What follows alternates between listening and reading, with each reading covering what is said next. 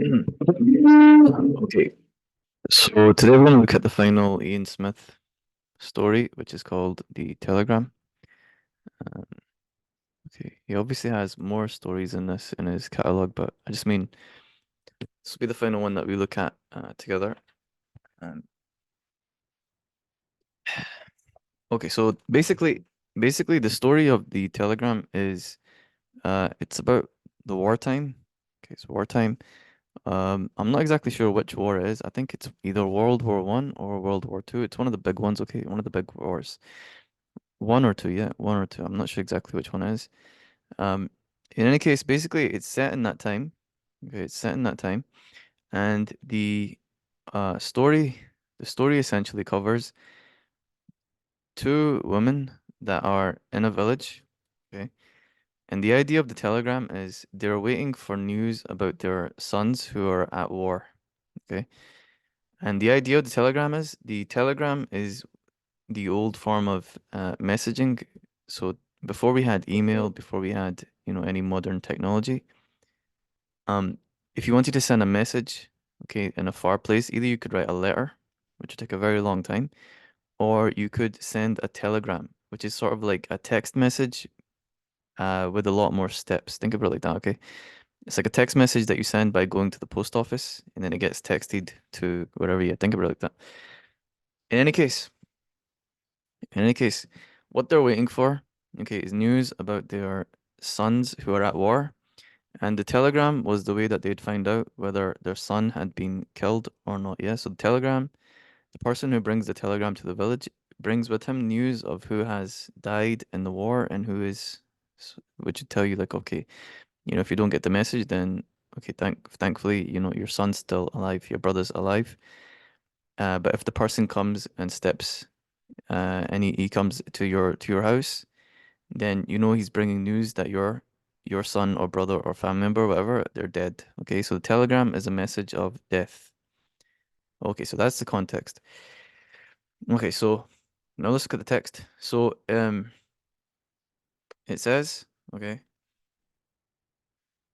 it says here, 1 second. It says, there we go. The two women, one fat and one thin, sat at the window of the thin woman's house drinking tea and looking down at the road which ran to the village. Okay, so the women are categorized, okay, with their weight, which is a very strange way of it's a very strange way of categorizing them. They could have given them a name. So the writer didn't give them a name, and he could have also categorized them in some other way, like the woman with the blonde hair, the woman with the black hair, the woman like this, like that, the white woman, the Asian woman, the black woman, the like that, yeah, Native American, whatever. But he chooses instead to categorize them by their weight, which is interesting. Okay, it's very interesting. So a couple things we can take from this is first, they're not given any names. Okay, I don't think there are any names actually mentioned in the story at all. And what that will tell you, what that connects to, is the idea that these two women kind of represent every sort of woman at the time. Okay, so what's happening in this situation was not just unique. It's not unique to these two women, but it's every single woman at the time, had either a brother, a husband, a son, an uncle, a cousin who was out in the war yet. So essentially all across the UK, all across the world even, you could say, you have women that are waiting for news of their loved ones who are fighting as soldiers. So that's the first thing, the fact that they don't get a name. The second thing is based on the fact that they're talked about through their weight. What this connects to, okay, is that the women have different backgrounds in terms of positions. So one of the women's sons uh, is a higher rank than the other one, and what this possibly could be leaning to, maybe, is about the relative wealth of each one. Yeah, let's find out. Yeah, we'll find out as we read. We'll find out. Maybe we'll get an answer. Yeah, I'm not exactly 100% sure. I'll be honest. Let's find out. Okay. Okay. So they were like two birds. Whatever. Okay, fine. It was wartime. And through the village, though the village appeared quiet, much had gone on in it. Reverberations from a war fought far away had reached it. Many of its young men had been killed or rather drowned, since nearly all of them had joined the navy. So again, like I said, this is the big war, yeah, either World War One or two, and many, many, many people are dying. Yeah. So all these people here, they're dying at sea. They're dying at sea because of the war that's going on. Okay. What the war had to do with them, the people of the village didn't know. It came on them as a strange plague. This is a great metaphor. Taking their sons away, then killing them meaninglessly, randomly. So for the people who are in this village, okay, and the people who are alive at the time, war appeared sort of out of nowhere. Yeah, almost like COVID or something. War appeared out of nowhere, and it's as if it was like a disease, like a plague that they didn't understand the source of it. Okay, just remember like when like the pandemic happened, they didn't understand the source of it. They didn't understand where this thing was coming from. It's panic, and uh, in the war, you can think about it in it's much more profound than the pandemic because in the war, millions and millions of people were dying, and the enemy was seemingly far away, and yet your family is dying. It's like you can't even see the enemy, and you don't know the cause of the war, but you know now that you are a target and that your family members are being killed by this far distant enemy, and you don't know why he wants to kill you. All you know is that you're being attacked. You're at war. Yeah. It's very difficult for people to understand, including myself, okay, what it means to be at war. Yeah, that's a very difficult concept to think about because you need to remember, like, most of the time, at least for most of us, we have felt the feeling of safety and the feeling of peace. Yeah, even though people might say the world's dangerous and all that, and there's crime going everywhere, knife crime and all that. The reality is, okay, is that most of us, most of the time, have felt the security of peace. Okay, the security of the state and the country being in a state of peace, and the world in general being in a state of peace. In general, there's pockets of fighting and conflict here and there, but in general, the world, thankfully, has been in a state of peace. So, what you need to remember, what you need to think about, okay, is that what these people are experiencing in terms of war is that the world now is not in a state of peace, and there are people who are trying to kill them. That's how it must feel, okay? Is that there's someone out there, okay, in some other place who has a gun pointed at your head. That's how it must feel. Think about that, okay? Imagine living like that every day. And in order for you not to get killed, you must sacrifice your family members are gonna go sacrifice themselves to go and essentially kill these other people who want to kill you. Yeah, that's the sort of world that these people are existing in. It's completely different, okay, to how we live. Maybe the closest thing you could think about is a person that grows up in a very violent area, something like that, like a place that's filled with gang violence or something. That's probably the closest you can imagine. People who feel like every day could be their last day. Okay, like every day I might die today, which is why many of them call themselves soldiers and all that. Yeah, they use a lot of military type of terms. Yeah, we're at war with the other side and all that. But it's nothing compared to even that is very small version. It's nothing compared to an actual war yet. An actual war between nations is something which is beyond description, beyond comprehension. When nations go to war, the world changes, yeah, fundamentally. The world changes because it's like everything changes. Ideas get changed, borders get redrawn, millions of people die, cultures change. It's on another level, yeah. It's not like simple like gang violence, yeah. It's like on a different extreme, yeah. It's on another level. And this war that these people are living in, this is not just any war. This is the war of all wars, yeah. Those two, yeah. Those were the wars of all wars, yeah. These were the ones where the entire world essentially was pulled in.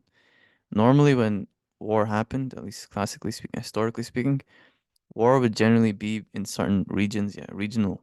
Like for example, you have war right now in Ukraine, or you have war in Palestine, like that. Regional, limited. Okay. But these wars were not limited like that. These wars, essentially, everyone was involved. Everyone was involved to some extent. Okay. Okay. Okay. Anyway, the telegrams are brought to houses by the local elder clad in black because he's bringing a message of death, would walk along the road and stop at the house to which the telegram was directed. People began to think the telegram as a strange missile pointed at them from abroad.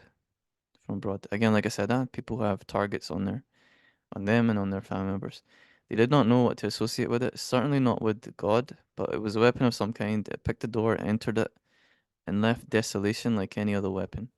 So the telegram, because it brings news of death, it's like it destroys the family who it is aimed at. So it's like a weapon, yeah, that's what he's saying. It's like whoever receives this message of death, their life is changed completely and it is destroyed.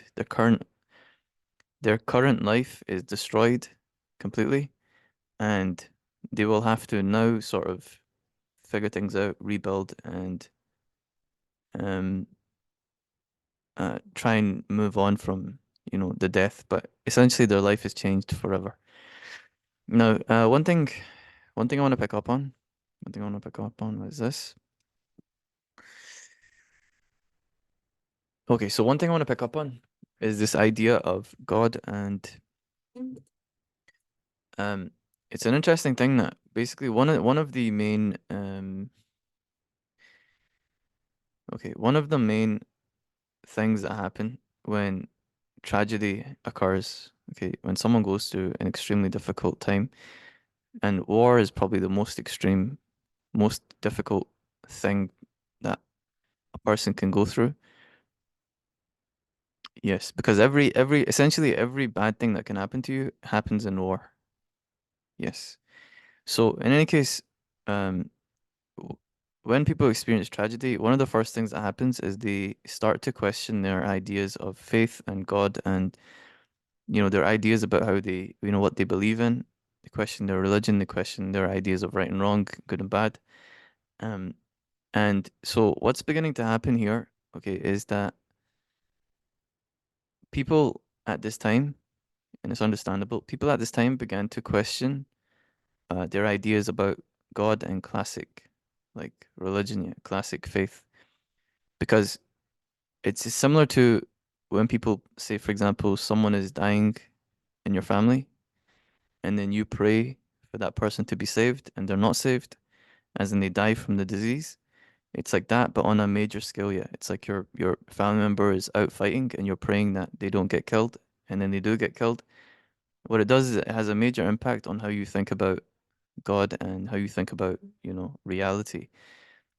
Some people, they make the mistake of taking this to mean that there is no God, basically, because the tragedy is too much to bear, and so they come to the conclusion that there is no God, it's all a lie, and essentially the world is evil, it's full of evil people. You need to know. They become kind of eat or be eaten kind of thing, kill or be killed. Um, they become dark themselves, and they adopt the approach that I'm gonna just now adopt complete selfishness, do whatever's best for me, and the world's an evil place anyway, so I'll get ahead by doing that. And there's many people who actually they live their life, even if they've not been through a war yet, they live their life this way. This is how they see things, yeah. Excuse me, that the world is an evil place, and so the only way that you get ahead is by doing evil things and by doing whatever it takes. They say things like this, yeah. Do whatever it takes in order to get what you want, yeah. It's a you could say Machiavellian approach. Um, anyway, so that's one approach, yeah. And then another approach is that people just become filled with crisis, and they they either have cognitive dissonance. In other words, they adopt the approach of sort of ignoring the reality of what's happened, and well, I guess this would be more like delusion, yeah. They ignore what's happened and they just ignore and they just continue thinking about things the same way that they thought about them, um, not changing at all, yeah. And then the other one I was talking about before, but the dissonance idea is that they people begin to just be in a state of like constant crisis, essentially, which is that they basically just think, okay, I'm just gonna keep praying, even though I know this doesn't work, but I don't have anything else. I don't know what else to do. I'm just gonna keep on praying, but it doesn't work. So they like basically are at war with themselves. Yeah, they're at war with themselves, and they become extremely depressed. Yeah. Now there is another approach to this, which is the one which I would recommend. No, I go through all this. Why am I bothering going through all this long explanation? It's because some of you for sure will be experiencing these thoughts and ideas, and some of you for sure will be in one of these camps, which I've just laid out. So what I would recommend to you, okay, there's another approach to this, which is to instead of doing those, to instead of doing that, just basically to aim at the truth, to aim at the truth of things, which is that, which is that, um, and before I lay this out, let me pause here and say, if you have very strong convictions and faith and strong religious ideas and beliefs, and they serve you well, as in they make your life better in some way, they make you feel happy, they add to your life in some way, then what I'm about to say next, you can just ignore it. Yeah, that's what I'll say. Because what's the point? The point is to live the best life that you can. That's the point. Experience wise and also outcome wise, the happiest, healthiest, and all that life you can. So if you have beliefs, whatever that serve you, and they make your life better in a real way, not just in a not in a way that's some like a made up kind of way or a way that you have to convince yourself it's better. But in an actual real way, then that's fine. Yeah, that's fine. But in any case, my approach, my own philosophy in this is that my take is that there is something, there is say a higher something, an infinity at the beginning of all things. Okay, we often call this thing God, or we call it different names. But this infinity essentially is unknowable. Okay, it's a mystery to it's a mystery to put it that way. Okay. In other words, there is an infinity, and we can understand this logically. I don't want to get into all the arguments here because I want to explain this text. Yeah, but let's just say there is a necessary infinity at the beginning of everything, which we ourselves come from. The process of how we come from it, let's not even get into that. But anyway, you could say that, I'll make it simple for you. You could say God exists. God exists. Here's my philosophy. God exists, but it's up to us to make our lives as good as they can be. Yeah, that's my philosophy sort of summed up. God exists, but praying for something is not as good as going ahead and figuring out how you can make it happen yet. You can pray for the rain to stop, but it's much better if you just go and build an umbrella or buy an umbrella yet. Does that make sense? I believe that you have all the power you need already to live a good life and shape your own destiny. And so I believe that praying and all that and treating God almost like a wish list or something, like an Amazon checklist that you type in a thing and then you enter and wait for it to arrive. I think that's almost, in my opinion, I think it's almost I don't want to say immature, but it's almost like, let's just say it doesn't fit reality. It doesn't fit the observed reality of how things work. In any case, if you take this approach, what I'm saying, it means you can have faith, you can be spiritual, at the same time you can be proactive, you can rely on yourself, yeah, and you can see the good in people, see the good in yourself, and you can make things happen. Yeah, you can live a good life that you create along with other people. Yeah. Okay. Anyway. All right. All right. Okay. The two women who watched the street were different. Okay, so let's get back to it. Not only physically but socially. The thin woman's son was a sub-lieutenant, while the fat woman's son was only ordinary seaman. Okay. So the skinny one's son has is a higher rank than the fat one's son, which is interesting because I would have assumed that it would be the opposite. She's fat because she eats a lot of food because she's our son's rich. but it's the opposite. It's the opposite. Okay, so why is it the opposite? I don't know. Anyway, the fat woman's son had to salute the thin woman's son. One got more pay than the other and better uniform, so they have an unequal rank here. So again, we're touching on sort of equality and inequality, like in Home, the other story by Ian Smith. We're sort of touching on those ideas again. Okay, when they looked out the window, they could see cows wandering about, blah, blah. The fat woman's cow used to eat the thin woman's washing. So just talking about their sort of relationship together. And then they mentioned that what do you call it, the telegram guy has come to the building. Sorry, has come to the village. Okay. Don't worry, Sarah, it won't be you for Donald left home last week. You know, no, you don't know. It's different for the officers. I thought they're just better off, said the fat woman, they get better food. So basically, there's sort of some jealousy from the fat woman towards the thin woman. There's sort of a jealousy that her son's a higher rank, and so she's basically indicating that he will be kept safe while her son does the fighting. Yeah, there's like a jealousy going on. Okay, I made sacrifices to have my son educated, said the thin woman. I lived on a pension. Okay, so that explains why she's skinny, because she made sacrifices. She ate less. She ate less, and so her son could be educated. She took the money from food and put it into the kid's education, whereas the fat woman didn't do that, which explains the weight. Okay, the thin woman continued remorselessly as if she was pecking away at something I picked up many years. Teacher told me to send Ian to university. He came to see me. I had no thought of sending him before I came. Send your son to university. He's got a good head on him. When did you see me with good clothes? So she made like a lot of sacrifices. She made a lot of sacrifices in order to send her kid to get the education in order to become an officer eventually. Okay, so she's just going ahead. She's explaining blah blah blah. It's not important. Yeah, who cares? Donald spends all his money, said the fat woman. He never sends me anything when he comes on. He's never in the house. I don't mind. He's always like that. Okay, fine. She's talking about her kids. Okay, blah blah blah. Who cares? Yeah, it's fine. They're just talking about their sons. Yeah, blah blah. It doesn't matter. And what they're doing is essentially is they're illustrating the telegram guy who's carrying the message of death in his hand. He's walking through the village, going past different houses. He's proud of what he's doing, said the fat woman suddenly. You'd think he's proud of it, knowing before anyone else, and he himself was never in the war. Okay, so now they're judging the telegram man, and they're doing this obviously because he's bringing a message that they are afraid of. Okay, which is why people say there's a famous kind of saying which is don't shoot the messenger, don't shoot the messenger, and the idea basically is that you don't want to criticize or attack the person that tells you the truth when it's a truth that you don't like to hear or you don't want to hear. It doesn't make sense yet, but it's a natural human thing to do that. And so what they're doing here is that's what they're doing yet. They're criticizing the messenger guy because he's bringing a truth, knowledge, which they don't want to hear yet. They don't want to know. They're scared of, basically.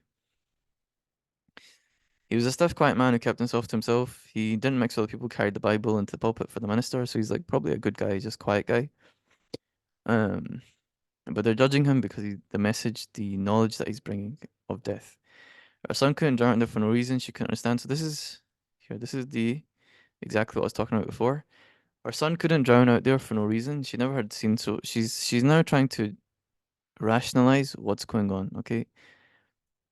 Again, tragedy meaning bad things. Tragedy is like a shockwave which ruptures people's beliefs. Huh?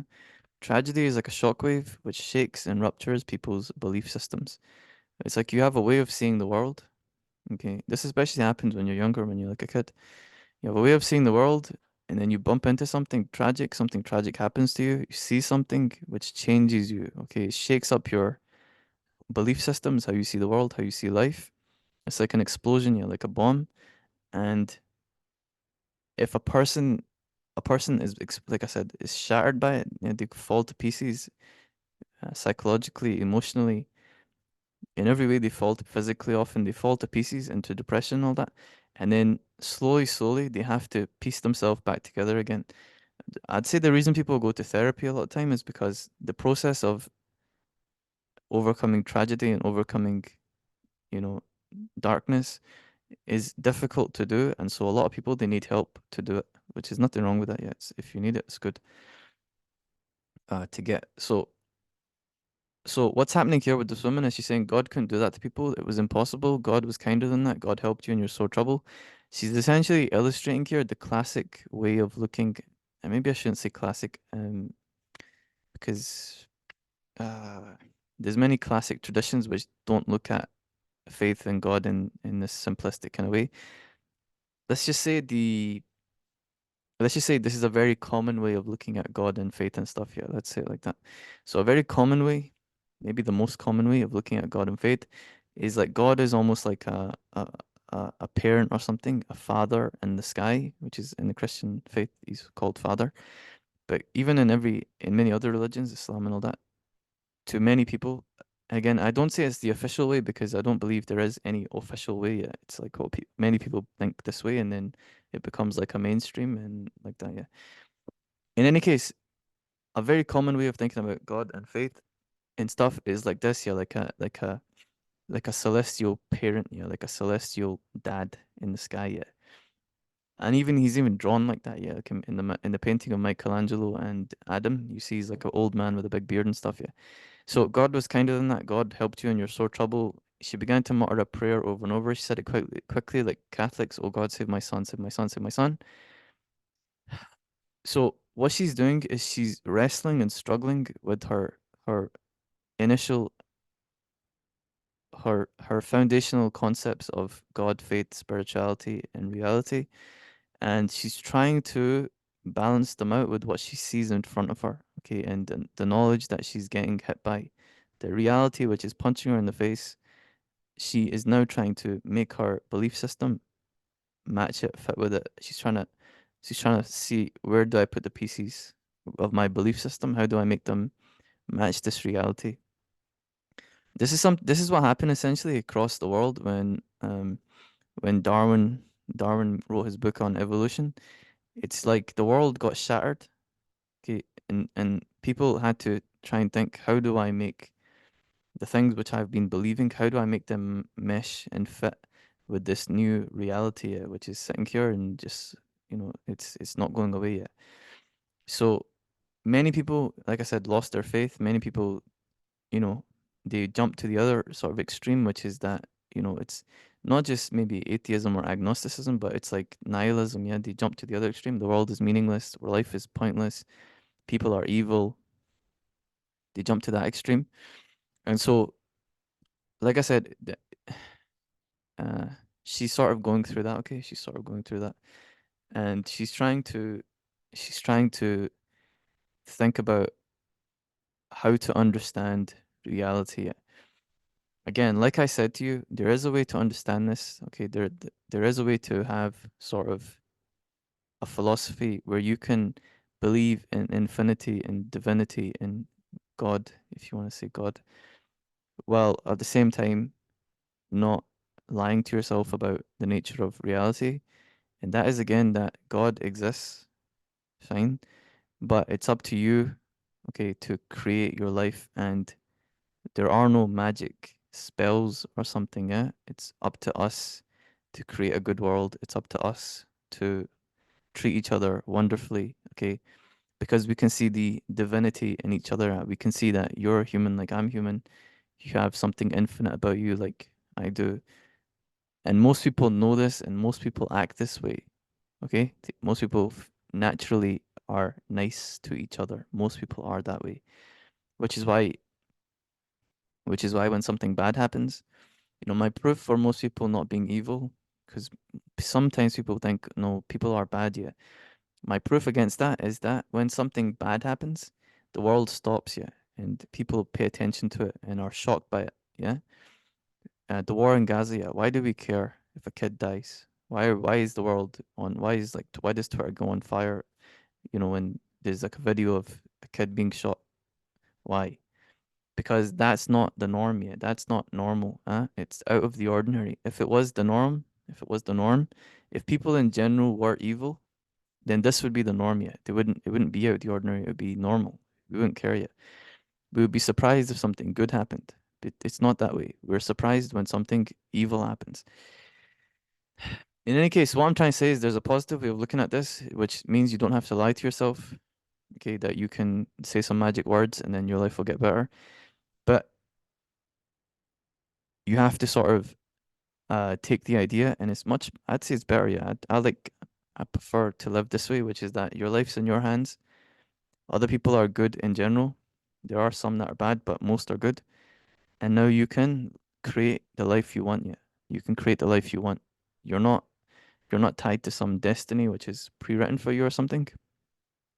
You can create the life that you want and your choices will determine the way your life ends up, which is what we all know to be true, yeah. We all know that to be true. Otherwise we'd all just sit in our houses and pray for food and pray for money, yeah. But we don't do that, yeah. We go out and work and we go out and, you know, we go out and get the food and then make it and all that. We don't just sit there and pray for it, yeah. So anyway, excuse me. Okay. Anyway, so she's having a breakdown. Right, she's having a breakdown. The fat woman's having a breakdown. She felt the thin woman's arm around her shoulders, so she's being nice to her. It was like time Murdo had taken her hand. Now, one of my students very intelligently pointed out something. She said, maybe Murdo in this, maybe this reference to Murdo, okay, is a reference to the Murdo from the Red Door and other Smith stories. And so maybe this woman here, the fat woman here, is Mary in that from that story. Maybe, okay, possibly. Okay, he has passed your house, someone has said in a distant voice. He was walking along. Okay, so she wanted to stand up and dance her in the kitchen, so she's very happy because the guy has gone past her house, so her son isn't dead. She couldn't do that. How could she sing when it must be the thin woman's son? There's no other house. So now they think that it's the thin woman's son who has died, and so both of them basically comfort each other. They sort of support each other. As the elder walked on a few yards, uh, Thurman hadn't cried. She was steady and still. Okay, so she understands how to deal with trauma. Yeah. She's not panicking, breaking down. She's dealt with hard times, yeah, with all the sacrifices she's made. She's dealt with hard times, and so she can handle it. They looked at each other. What did it all mean? There was the elder clutching the telegram in his hand, walking in a daze. There was no other houses. Where was he going? So he leaves the village. He walks past all of the village houses, and he continues walking with the message in his hand. So it's none of their families are affected. None of the sons are dead. They drank their tea and tea in silence. I must be going. So the woman leaves, stabbed woman looking. Okay, it was later they discovered the telegram was directed to himself, the drowning of his own son. He should never have seen a letter like that. There'd been a mistake at the post office, so his life has now changed forever. Basically, what happened is the message at the post office, he's not supposed to get it because someone's supposed to bring it to you and break the news to you in a sort of um, gentle as a way as possible. But they gave him the message directly that your son is dead. Your son is dead. And so it shocked him so much that he was sort of sleepwalking. Yeah, he's walking and he doesn't know what he's doing. He doesn't know where he's going. He's in shock, complete shock, which is what happens when someone experiences real traumatic tragedy. And so he walked all throughout the village, not thinking of anything, just walking, walking, and he ends up walking, it says 6 miles, and he has the telegram in his hands and he's crushed the paper. He's been holding it so hard that the writing gets messed up on it. Okay, so essentially the telegram is a story of uh the tragedy of war. It's a story of uh how people it's a story of what tragedy does in terms of how it affects people's conceptions of faith, of life, of God. And it's a story of community relationships and friendship, and